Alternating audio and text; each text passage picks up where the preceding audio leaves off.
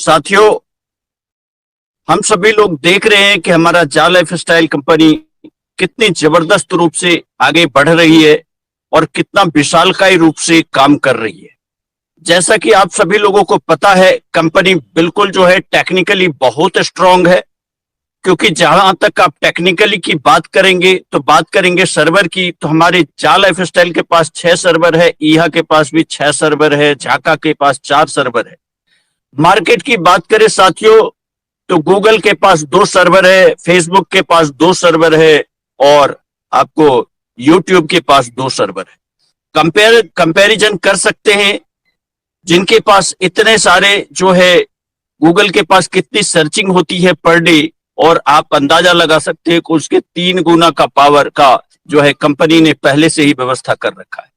ऐसा technically strong होकर के कंपनी आ रही है और इतने जबरदस्त रूप से काम हो रहा है, एक एक पग जो है कंपनी पॉजिटिवली रूप से आगे बढ़ रही है और सारा काम जो है बिल्कुल जेन्युइन तरीके से हो रहा है, वर्ल्ड वाइड हो रहा है, 200 से ज्यादा कंट्री में हो रहा है। आने वाले समय में हम देखेंगे हमारे सामने कंपनी का सारा सिस्टम चलते हुए दिखाई देगा। उसके लिए कंपनी भरपूर प्रयास कर रही है। कंपनी पूरी तरह से प्रयास कर रही है, लेकिन साथियों हम सभी लोगों को भी चाहिए, हम लोग भी पूरी अपडेटेड रहे, लगातार मीटिंग में बने रहे और अपने टीम को भी मीटिंग में लाते रहे, अपडेट करते रहे।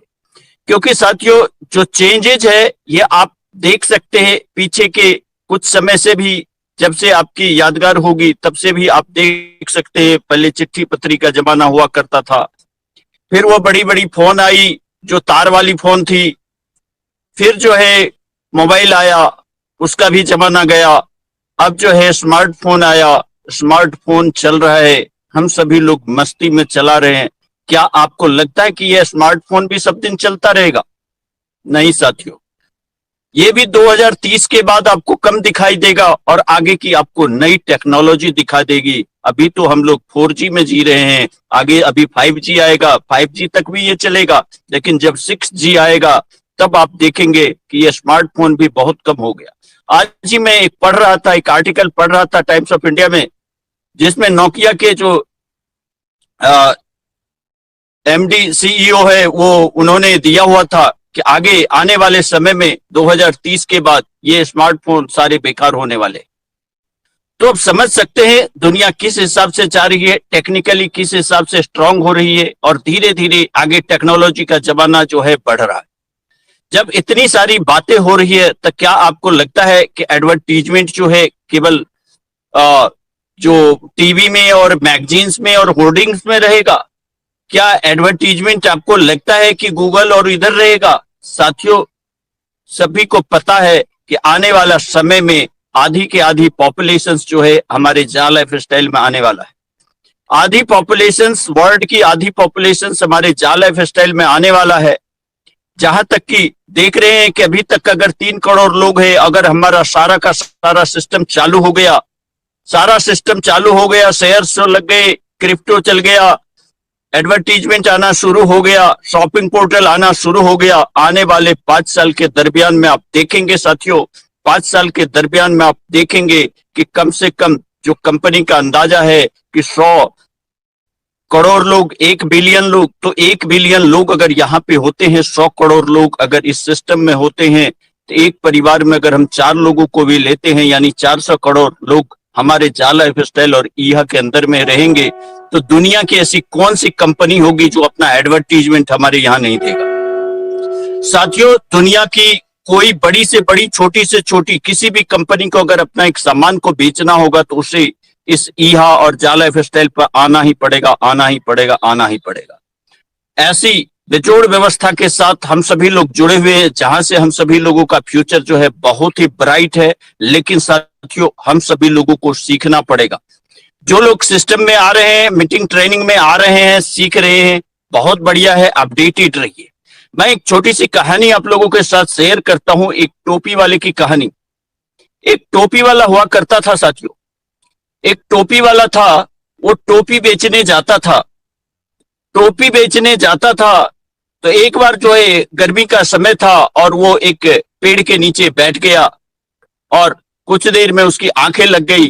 इतने देर में देखा कि पेड़ पे बहुत सारे बंदर थे और सारे बंदर जो है उसके टोपी जो है एक एक करके लेके चले गए और टोपी जो है वो लेकर चले गए। और जैसे ही इसका आंख खुला तो देखा इसके थैले के सारे टोपी गायब है। फिर इधर उधर देखा, कोई लोग नहीं मिला। फिर ऐसे जब चारों तरफ देखते ही देखते ऊपर देखा तो देख रहा है कि अरे सारे टोपी तो बंदर ने पहना हुआ है। सारे टोपी बंदर पहने हुए थे और बंदर जो है टोपी पहने थे। कितना भी कोशिश किया फिर भी ये टोपी को हासिल नहीं कर पाया। टोपी वाला बिल्कुल हताश निराश होकर के जो है ये अपने घर आया। अपने घर आकर के साथियों जब वो आया सभी लोगों को बताया कहानी। फिर इसने पता किया, गूगल पे सर्च किया, पता किया कैसे जो है क्या करे नहीं करे। मतलब इस तरह से बंदर ने जो किया, तो बंदर से अगर ऐसा कभी दोबारा आ जाए समय तो फिर दोबारा इससे बंदर से कैसे टोपी लिया जाए, तो उसे सॉल्यूशन मिला। तो फिर इसी तरह टोपी बेचते बेचते एक बार फिर किसी और जगह गया और उसी तरह का वही कहानी हो गया, रिपीट हो गई कहानी कि उसने उसी तरह से जो है उसके सारे टोपी बंदर लेके चले गए और बंदर टोपी पहन के ऊपर बैठे हुए हैं। लेकिन इसको सॉल्यूशन मिल गया था। सॉल्यूशन ये था कि आप बंदर के तरफ कुछ फेंको तो उसका देखा देखी बंदर भी आपके तरफ कुछ फेंकेगा, उसके साथ जो रहेगा। तो ये भी एक टोपी पहना हुआ था, तो ये भी जो है टोपी ऐसे फेंका तो इसको देखा देखी बंदर नकलची होते हैं और जो है बंदर ने भी टोपी फेंका। इसने टोपी फेंका तो बंदर ने भी टोपी फेंका। उससे पहले भी इसने 3-4 और काम किया। उससे पहले टोपी फेंकने से पहले अपने नाक खुजाया तो बंदर ने नाक खुजाया, अपने कान खुजाया तो बंदर ने कान खुजाया। ये देखा कि बंदर जो है जो हम कर रहे हैं वो बंदर कर रहा है, तो इसने टोपी बाद में फेंका तो बंदर ने भी टोपी फेंक दी। इसने टोपी समेट करके लेकर के आ गया। कोई बात नहीं, चलता गया समय, चलता गया और कुछ देर के बाद नेक्स्ट जनरेशन आया। उसकी टोपी वाले के बेटे इसी तरह से टोपी बेचते बेचते जब वो कहानी हुई और वो भी टोपी बेचते बेचते पेड़ के किनारे बैठा किसी गर्मी के समय ही, तो उसके साथ भी वही हाल हुआ कि वो जो है टोपी लेके सारे बंदर चले गए। लेकिन इसने कहानी अपने पिताजी से सुना हुआ था कि ऐसे ऐसे मेरे साथ एक घटना हुई थी कि टोपी बंदर लेके चला गया था। तो मैंने ये पढ़ा था, ये मैंने पता किया, ये मैंने समझा कि बंदर के सामने कुछ भी मतलब जो करोगे वो नकल करेगा। तो मैंने टोपी फेंकी थी तो उसने भी टोपी फेंक दी है। ये कहानी उसके बेटा को पता था, अपने पिताजी से सुन के आया था। तो साथियों ये उसके बेटा ने ये यहाँ पर किया। उसने जो है बाकी काम किया, नाक खुजाया, उसने नाक खुजाया, कान खुजाया, जो किया, पीठ खुजाया, उसने भी पीठ खुजाया। लेकिन इसने अपनी टोपी फेंकी, लेकिन बंदर ने नहीं फेंकी। साथियों बंदर ने नहीं फेंकी तो ये उस समय में फिर वो सोचा कि पिताजी ने तो ऐसा बताया था, लेकिन इसने ऐसा क्यों किया। ये लैपटॉप भी निकाल करके देखा कि बंदर ऐसा करते हैं। तो फिर वो देख रहा है हम तो लैपटॉप चला रहे हैं, बंदर तो टैब लेके बैठा हुआ। साथियों बदलना हमें पड़ेगा। जो लोग यहाँ पे आ रहे हैं, मीटिंग ट्रेनिंग में आ रहे हैं, अपडेटेड हो रहे हैं, वो बंदर अपडेटेड था, बंदर का बच्चा अपडेट हो गया, लेकिन उस टोपी वाला का बेटा अपडेटेड नहीं रहा। पिताजी की कहानी के बदौलत ही चलता रहा। तो पिताजी के बदौलत नहीं चलना है, अपडेटेड रहना है। पुराने कंपनियों में क्या हुआ उससे आपको कोई लेना देना नहीं है। पहले की कहानी में क्या हुआ उससे आपको लेना देना नहीं है। सिस्टम में अभी क्या हो रहा है, आगे क्या बदलाव हो रहा है, टेक्नोलॉजी में क्या बदलाव हो रहा है, शेयर्स में क्या बदलाव हो रहा है, क्रिप्टो में क्या चल रहा है, आपको टेक्नोलॉजी को सीखना पड़ेगा। बंदर के बच्चे ने टेक्नोलॉजी सीख लिया, लेकिन टोपी वाले के बच्चे पिताजी की बात पर ही रह गए, वहीं तक सीख पाया।